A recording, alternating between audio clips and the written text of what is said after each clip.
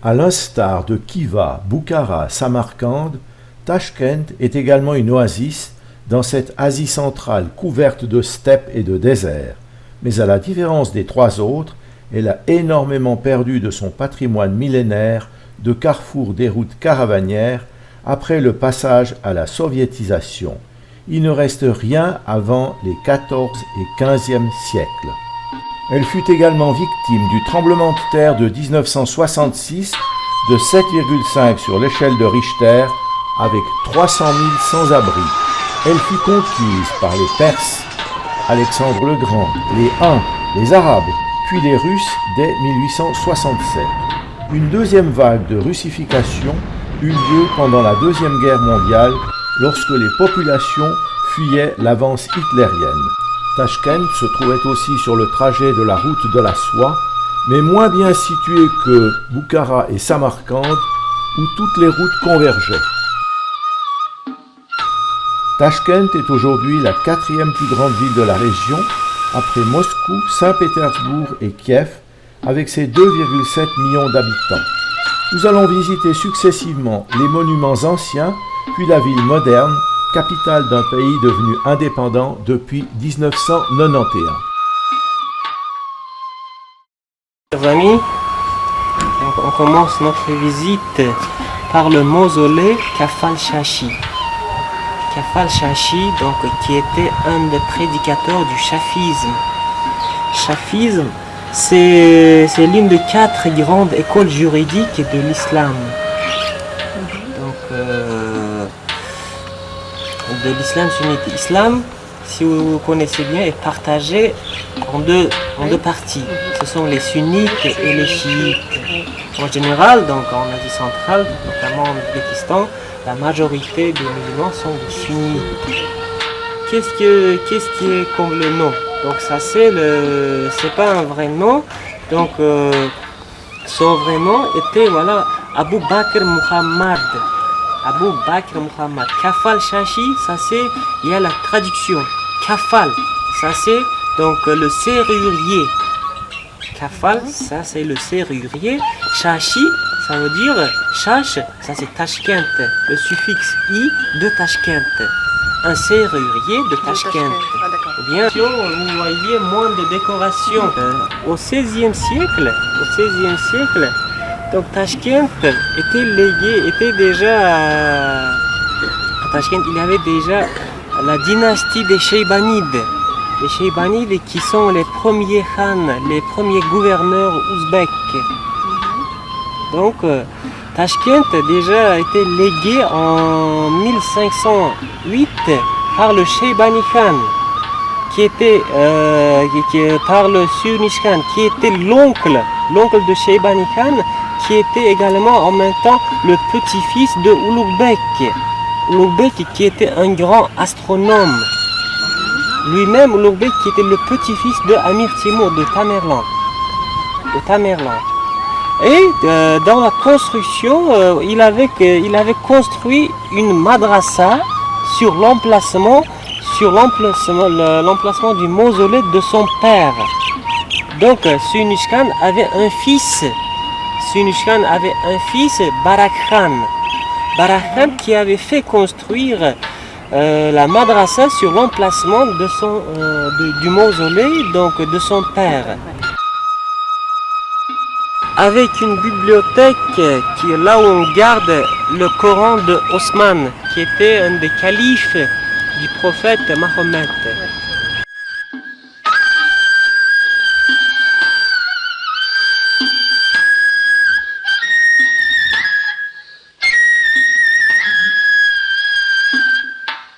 On accédait, si on pénétrait, donc juste à droite c'était la salle de conférence. Et à gauche, c'était la mosquée pour les élèves qui font leurs études dans la madrasa. Et ici, mais dans la construction de cette madrasa, n'existe pas la madrasa. Il y a des salles de conférence seulement. Parce que, juste à côté, il y a la mosquée de quartier. Pour faire leur prière 5 fois par jour, les élèves allaient donc à la mosquée. La plus petite, ça c'est la mosquée du quartier. Deuxième, un peu plus grande, ça c'est la mosquée de Vendredi. Troisième, ça c'est la grande mosquée. Donc la mosquée de quartier, donc ça c'est pour les prières, pour les 5 prières donc, du jour. Donc ça veut dire les habitants qui se trouvent à côté dans des quartiers qui venaient chaque 5 fois par jour.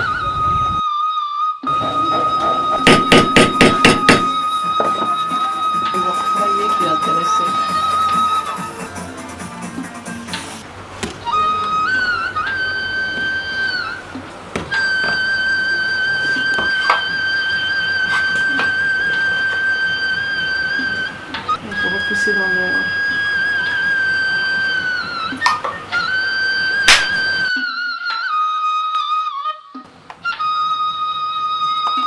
C'est le travail.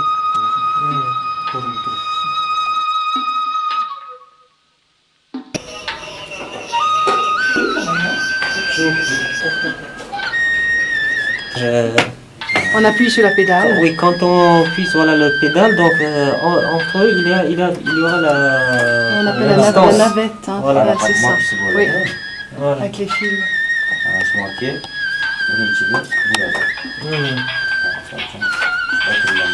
Bunu tortganda o'tadan orasidan.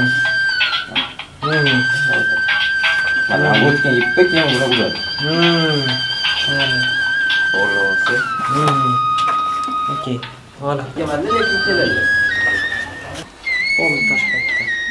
Mosquée du Vendredi, la plus grande des 3 sortes de mosquées, celle qui est fréquentée par les musulmans peu pratiquants qui font en général 2 visites par année, ainsi que son minaret.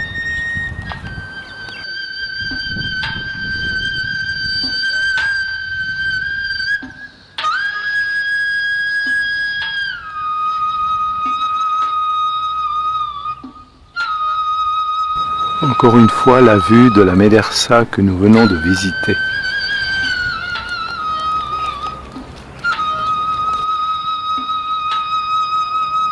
La construction des maisons côte à côte avec les murs aveugles, donc les murs aveugles qui servaient donc de protéger de la poussière, de la poussière et pour créer le microclimat dans la cour.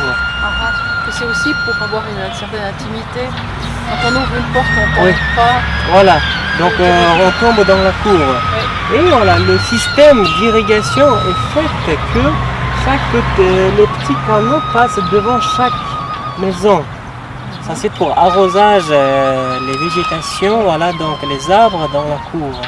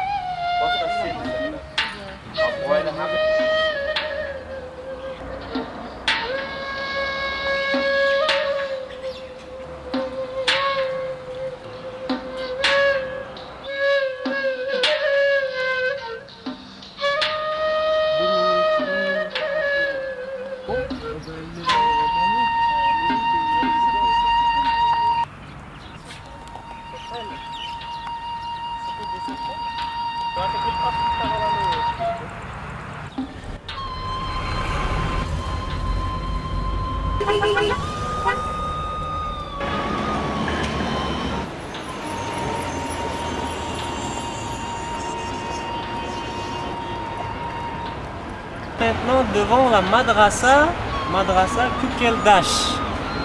Donc il y a toujours des différences entre la madrasa que vous venez de voir avec cette madrasa. Donc vous avez déjà des petites tourelles qui font le coin. Donc chez nous on dit ça, donc les guldasta. Guldasta qui se traduit le bouquin de fleurs, le bouquet de fleurs. Donc si on parle de l'histoire des minarets, des hauts minarets, des petits minarets, donc les minarets premièrement servaient de l'appeler à la prière pour les muezzins. l'intérieur. Oui. Ça s'est un peu modernisé, mais plus qui de date place. la même époque, au XVIe siècle, Kukeldash, qui se traduit, donc le mot Kukeldash étant un mot persan, tadjik, donc qui se traduit en français les frères de lait. Donc celui qui avait fêté la madrasa qui s'appelle Chansou, la ville de Tashkent, qui se trouvait sur le croisement de la... Dans la madrasa, ça c'est... Nous allons donc quitter cet endroit, aussi appelé la butte, comme la butte de Montmartre. C'est le point le plus élevé de Tashkent.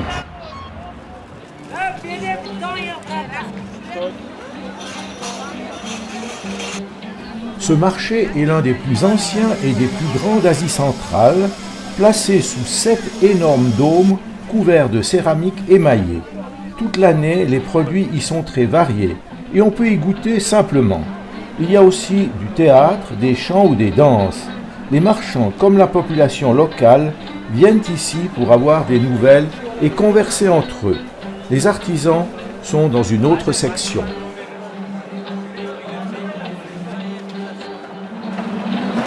Boulettes de fromage traditionnelles.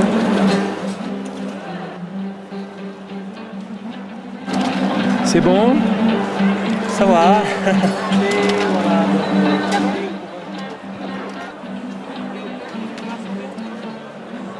Je ne suis pas sûr que chez nous on puisse ainsi goûter à tout.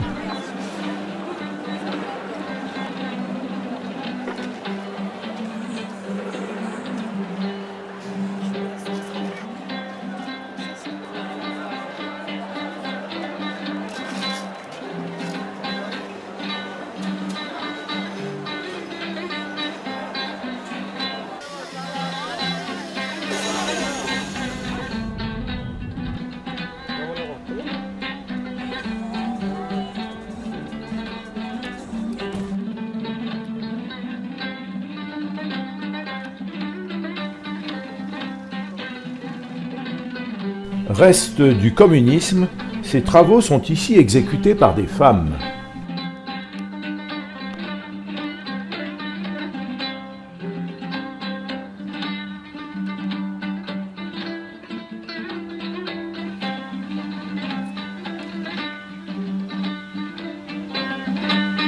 Musée d'art appliqué de l'Asie centrale.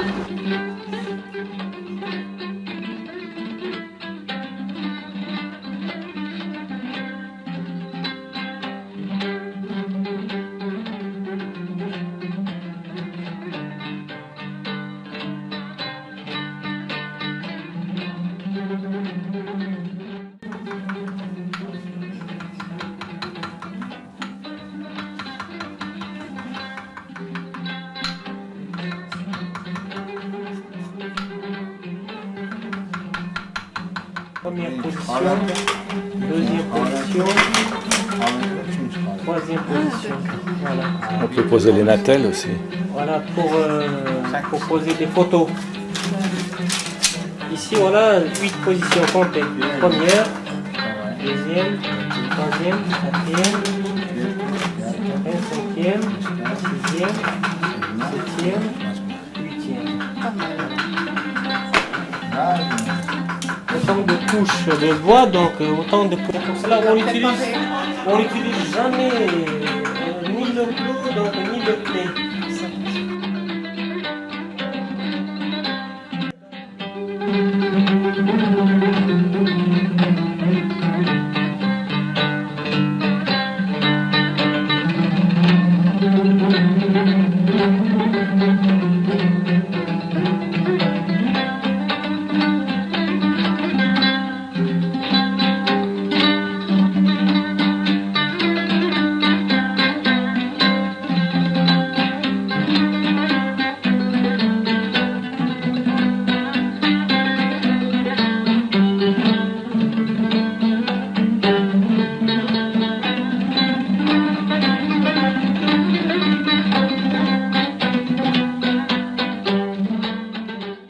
Le 26 avril 1966, la Terre tremblait, 7,5 sur l'échelle de Richter. L'épicentre est à moins de 100 mètres de ce monument.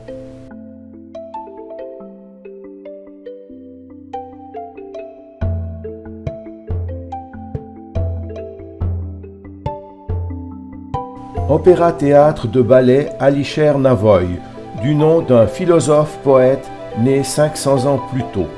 Il fut inauguré en 1947 sur l'emplacement de l'ancien bazar. La salle peut accueillir 1400 spectateurs.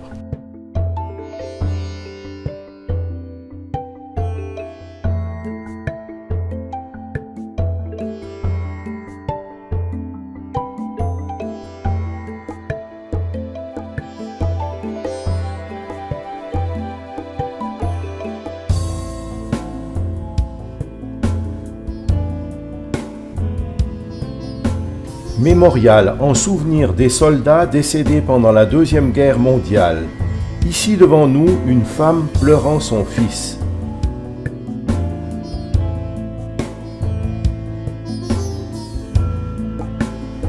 Par province, la liste des soldats décédés dans cette période.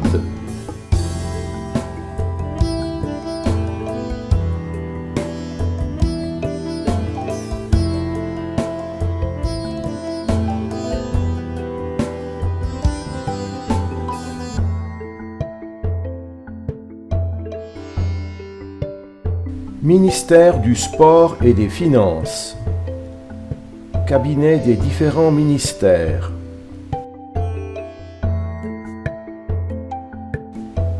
Enfin, le Sénat.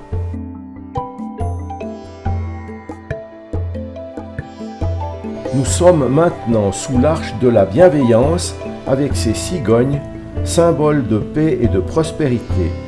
C'est la place de l'indépendance.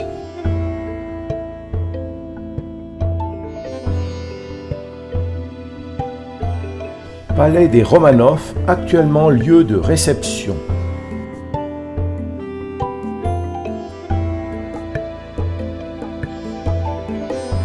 Palais de la création des jeunes artistes.